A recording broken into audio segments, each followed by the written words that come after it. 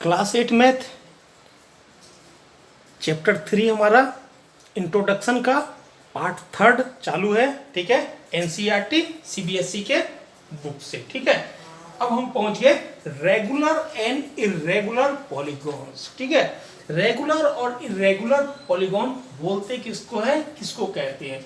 तो regular and irregular polygon में क्या है कि ए पॉलीगॉन हैविंग इक्वल साइड्स। ठीक है, हम सबसे पहले इर्रेगुलर पॉलीगॉन को हटा देते हैं। ठीक है, सिर्फ रेगुलर पॉलीगॉन लिखते हैं, रेगुलर पॉलीगॉन।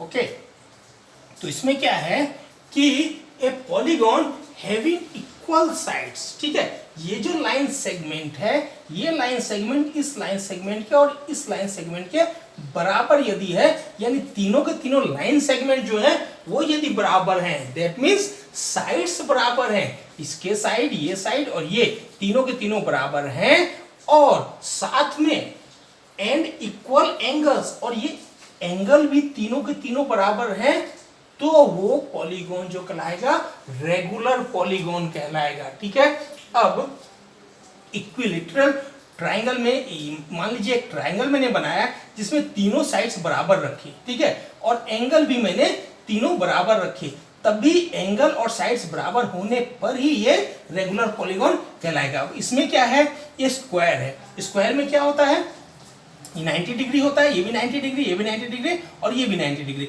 और साथ में स्क्वायर में ये साइड्स बराबर होते हैं चारों चारों, तो ये दोनों जो है इक्विलैटरल ट्राइंगल, सॉरी ये क्या है, रेगुलर पॉलीगॉन है। ठीक है, अब इसमें क्या है, ये एंगल 90 डिग्री है, निश्चित है ये एंगल 90 डिग्री नहीं है। ठीक है, कुछ भी अलग है पर ये 90 डिग्री नहीं है, यानी एक ही हमारा पार्ट आ गया, एक पॉइंट आ गया कि भाई एंगल बराबर नहीं है तो रेगुलर नहीं होगा, फिर हमको साइड्स देखने की जरूरत नहीं है। यदि साइड्स हम देखें तो ये और ये लगता है कि ये सबसे बड़ा है, ठीक है, तो भी साइड यदि आप मेजर करेंगे तो आपको पता चल जाएगा, तो ये रेगुलर पॉलीगॉन नहीं है, क्योंकि इसके एंगल बराबर नहीं है, तो साइड्स भी बराबर ऐसे भी दिखते भी है कि नहीं है, लेकिन एक एंगल बराबर नहीं है तो भी हम बोल सकते हैं रेगुलर पॉलीगॉन नहीं है।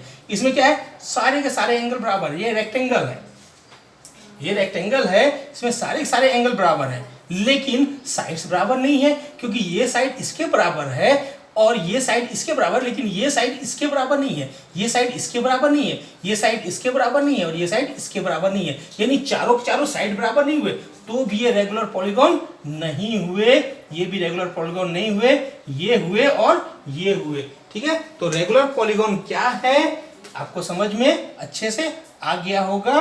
ठीक है, ये रेगुलर पॉलीगॉन है, ये रेगुलर पॉलीगॉन, तो रेगुलर और इर्रेगुलर पॉलीगॉन के बारे में आपको समझ में आ गया। रेगुलर वही है और जो रेगुलर नहीं है वो इर्रेगुलर पॉलीगॉन है। ठीक है, जैसे ये इर्रेगुलर पॉलीगॉन है, ये कोई भी ऐसा क्लोज्ड कर्व जिसमें कि साइड्स बराबर नहीं है या एंगल बराबर नहीं है, उसके सारे एंगल तो पांच वाले हैं मान लीजिए, ऐसे हैं। ठीक है,